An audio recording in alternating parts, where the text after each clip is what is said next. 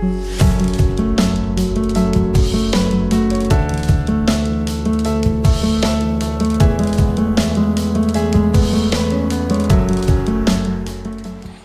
alaikum.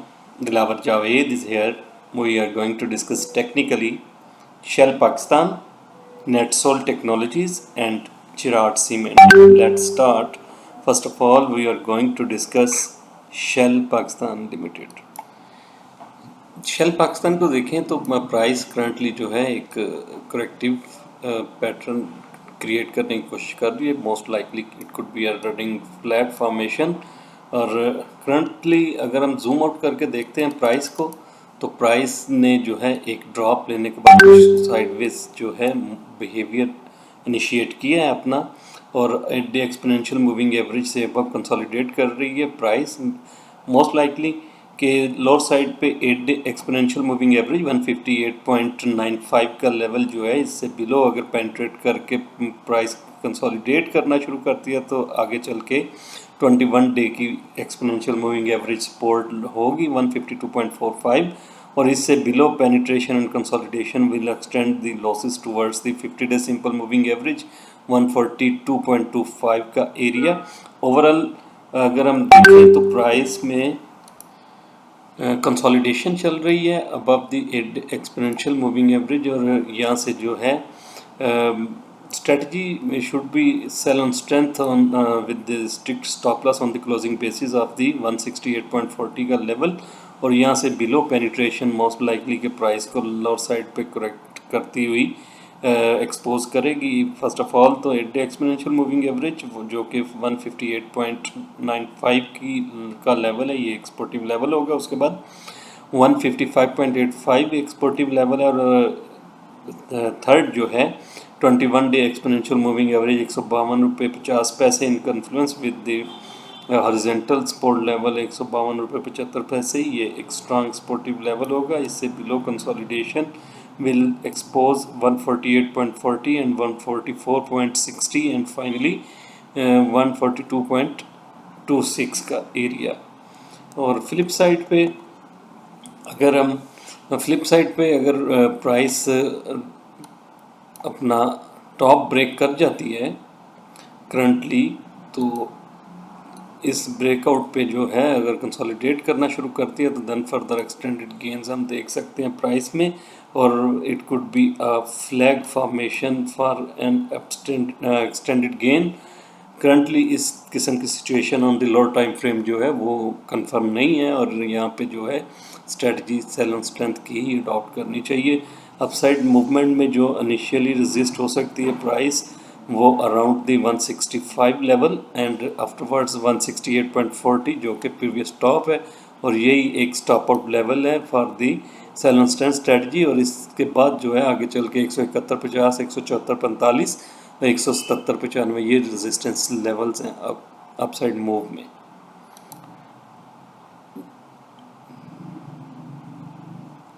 Next stock है जी NetSol, और NetSol को हमने जैसा कि लास्ट वीडियोस में भी डिस्कस किया था, प्राइस ने एक हेड एंड शोल्डर पैटर्न को क्रिएट करने के बाद जो है नेकलाइन से सपोर्ट ली है, और इस सपोर्ट के बाद जो है price is heading towards upward. और करंट मूव में जो है प्राइस कंसोलिडेट कर रही है, और ये कंसोलिडेशन इंडिकेट करती है कि यहाँ से प्राइस ने एक अपसाइड मूव ली, और उसके बाद जो है प्राइस ने एक रनिंग फ्लैट की फॉर्मेशन क्रिएट की है, और यहाँ से अपसाइड मूव जो है प्राइस इनिशिएट कर सकती है मोस्ट पॉसिबल. जब तक प्राइस अपनी 50 डे सिंपल मूविंग एवरेज से अबव कंसोलिडेशन में है 82.65 बाय एंड वीकनेस की स्ट्रेटजी को अडॉप्ट करना चाहिए. और लोअर साइड पे अगर हम देखें तो वेरी नियर जो है 200 डे सिंपल मूविंग एवरेज भी है 80.85 का लेवल. ये पूरा जोन जो है प्राइस के लिए एक्सपोर्टिव जोन है. 80.85 से 82.65 का एरिया. बाय एंड वीकनेस की स्ट्रेटजी को अडॉप्ट करें, और stop loss below the 200 day simple moving average 80.85 का लेवल जो है ये स्टॉप आउट लेवल होना चाहिए. और अपसाइड मूव में जो है इनिशियली प्राइस रेजिस्टेंस फेस कर सकती है नियर 86.59, और इससे above consolidation will confirm the upside move towards the 88.80, 90.53, 93.55 and finally previous top 96.90 का level. तो overall price structure is suggesting adopt buy and weakness with this stop loss on the closing basis of the 80.85 on the in the worst case scenario price अगर 200 day simple moving average से below consolidate करती है और यहाँ से एक sharp down लेती है और अपनी असेंडिंग ट्रेंड लाइन से एग्जिट करके कंसोलिडेट करती है तो देन फर्दर हम ड्रॉप देख सकते हैं प्राइस में। और लोअर साइड पे जो है 80.20 का लेवल एक सपोर्टिव लेवल हो सकता है जो कि फिब लेवल है 61.8% ऑफ प्रीवियस असेंट और इससे बिलो 77.50 का लेवल है। 77.50 से बिलो की पेनिट्रेशन जो है ये कंफर्म करेगी कि प्राइस अपनी असेंडिंग ट्रेंड लाइन से एग्जिट कर गई और अपना जो रेसेंट बॉटम है उसको टेस्ट कर सकती है। नेक्स्ट स्टॉक है चिराग सीमेंट और चिराग सीमेंट को अगर हम देखें तो प्राइस जो है एक असेंडिंग चैनल में हमने पिछली अपनी किसी वीडियो में डिस्कस किया था कि असेंडिंग चैनल में ट्रेड कर रहा है और असेंडिंग चैनल का टॉप जो है ये अगेन प्राइस ने यहाँ से रिजेक्शन फेस की है और जूम आउट करके देखें तो प्राइस ने वेरी नेक्स्ट सेशन जो है एक तो शूटिंग स्टार फॉर्मेशन क्रिएट की और उसके बाद जो है एक नेगेटिव सेशन पोस्ट किया जो कि इंडिकेट करता है कि आगे चल के प्राइस जो है इसमें फर्दर हम करेक्टिव मूव को इनिशिएट होता हुआ देखेंगे। और अगर ट्रेंड लाइन को देखें तो लोअर साइड पे एक ट्रेंड ये एरिया जो है ये एक्सपोर्टिव एरिया नज़र आता है जो कि 133.15 का लेवल है और इससे बिलो कंसोलिडेशन जो है ये एक्सटेंड करेगी लॉसेस को towards the 50 day simple moving average 130.05 और इसके बाद जो है अगर फर्दर प्राइस ड्रॉप फेस करती है तो 200 डे सिंपल मूविंग एवरेज को एक्सपोज करेगी प्राइस। और ओवरऑल अगर हम देखें तो प्राइस जिस पैटर्न के साथ मूव कर रही है तो ये पैटर्न सजेस्ट करता है कि प्राइस जो है अपनी जो चैनल की लाइन है उसकी तरफ प्राइस जो है आहिस्ता आहिस्ता मूव करना शुरू करे अगर below the 200 day simple moving average ये जो है कंसोलिडेशन स्टार्ट कर लेती है।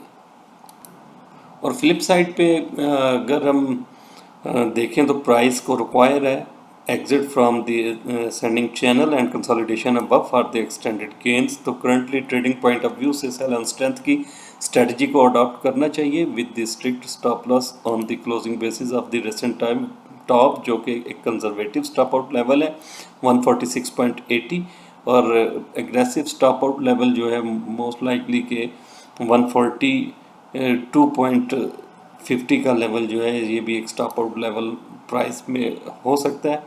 और 8 डे एक्सपोनेंशियल मूविंग एवरेज से बिलो कंसोलिडेशन जो है ये फर्दर एक्सटेंड करेगी लॉसेस टुवर्ड्स दी 21 डे एक्सपोनेंशियल मूविंग एवरेज। और लोअर साइड पे अगर हम देखें तो स्पोर्ट्स जो हैं फर्स्ट ऑफ ऑल तो 137 एक could be a minor support और उसके बाद 133 रुपये 90 पैसे और देन जो है 50 डे सिंपल मूविंग एवरेज 130 रुपये का लेवल जो है ये एक स्ट्रांग सपोर्टिव लेवल हो सकता है और इससे below consolidation will extend losses towards the 124.95, 121.20 and 118.65।